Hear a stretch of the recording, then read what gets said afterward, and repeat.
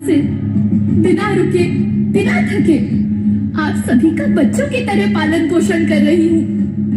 मैं तब भी थी जब आप लोग नहीं थे और मैं तब भी रहूंगी जब आप लोग नहीं रहेंगे।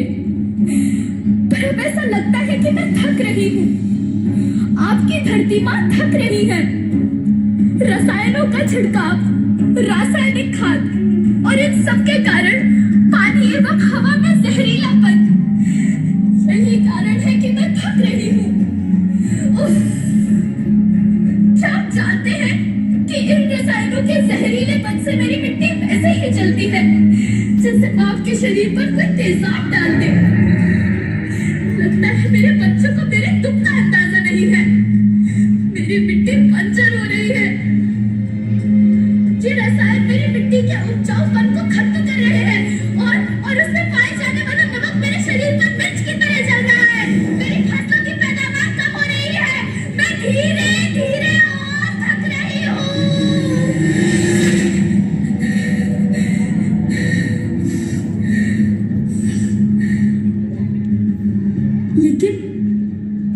लेकिन अब मुझे याद आता है कि पहले मैं बहुत सुंदर थी, बहुत प्रसन्न थी, हमेशा हंसती थी। मुझे अब भी याद है।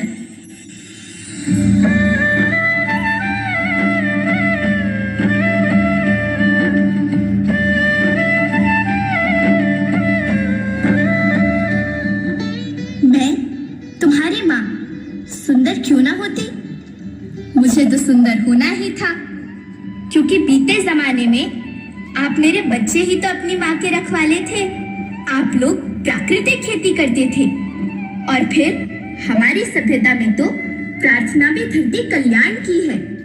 ओम द्यौ शांति, अंतरिक्षः शांति, पृथ्वीः शांति, औषधयः शांति, वनस्पतयः शांति।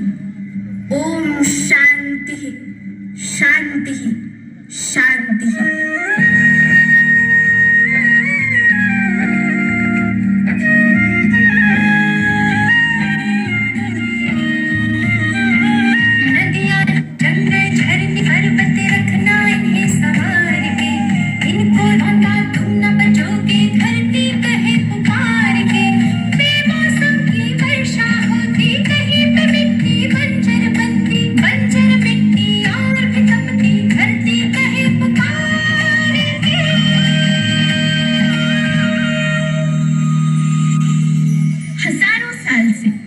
मनुष्य धरती की गोद में रहता आया है, लेकिन आज मैं आपसे पूछती हूँ कि आपने इसके बदले धरती माँ को क्या दिया? ये जहरीले रसायन और प्राकृतिक खाद जो मिट्टी को बंजर कर रहे हैं, उर्वरकता को बर्बाद कर रहे हैं। आप अच्छी पैदावार के लालच में जो रासायनिक खाद अपने खेतों में डाल रहे हैं, वो अभी तो लाभ देगी, लेकिन लंबे समय में उसी रासायनिक खाद का नुकसान भी है। रासायनिक खाद जहर समान है और तो और फसलों में पानी की खपत भी बढ़ रही है, जिससे खेती की लागत बढ़ रही है और पानी का स्तर जमीन के काफी नीचे जा रहा है।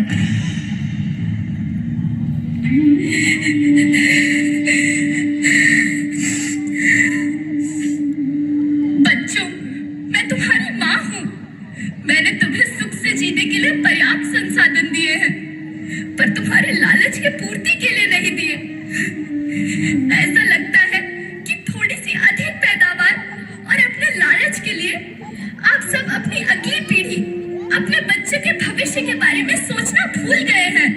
सोचो, क्या तुम अपने बच्चों को ऐसे खेत देना चाहते हो जो बंजर हो?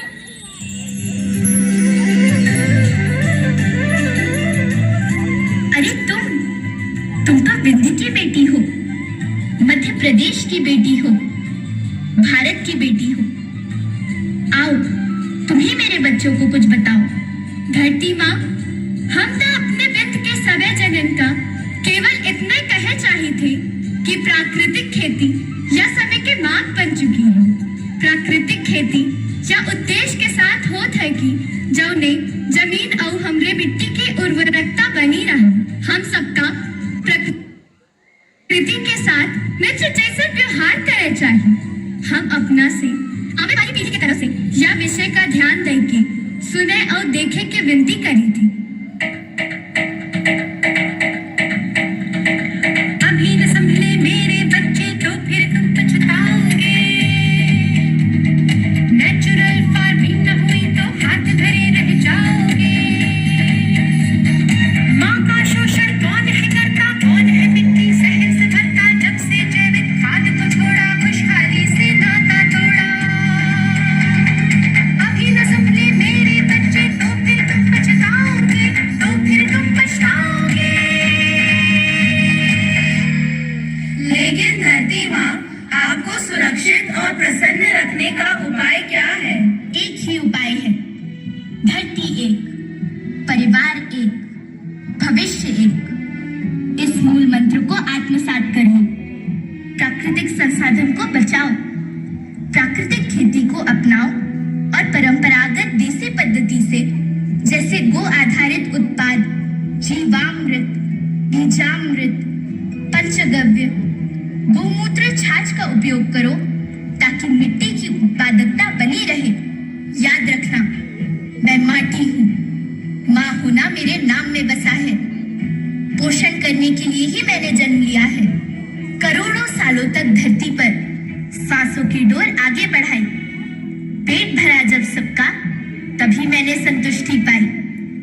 वो माँ हूँ मैं सबकी, जिसने जन्म न देकर भी जीवन संभव बनाया। अन्नदाता मेरे पुत्र किसान, तुमने ही तो इसमें मेरा साथ निभाया। दिन रात सींच पसीने से मुझको हर मुंह तक रोटी पहुंचाई। जब तुमने माथे मुझे लगाया, मैं हरियाली बनकर मुस्काई। मिट्टी बंजर होने से या धरती के नुकसान से किसी एक देश, एक द्वीप, एक समाज या एक धर्म का नुकसान नहीं है, बल्कि सभी का है, क्योंकि